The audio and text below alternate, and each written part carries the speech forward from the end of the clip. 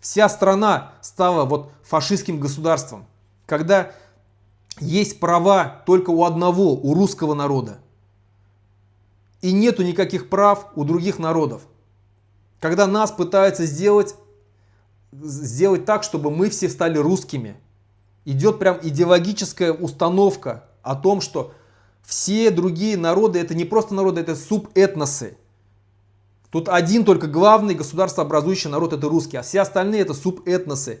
Не просто башкиры, татары, чеченцы, якуты, буряты, а это русские башкиры, русские татары, русские чеченцы, русские буряты, русские якуты и так далее. Понимаете, что из нас хотят сделать? И когда эти народы начинают возмущаться, пытаться защищаться, их тут же обвиняют в разжигании межнациональной розни, их сажают, их штрафуют и убивают, если что.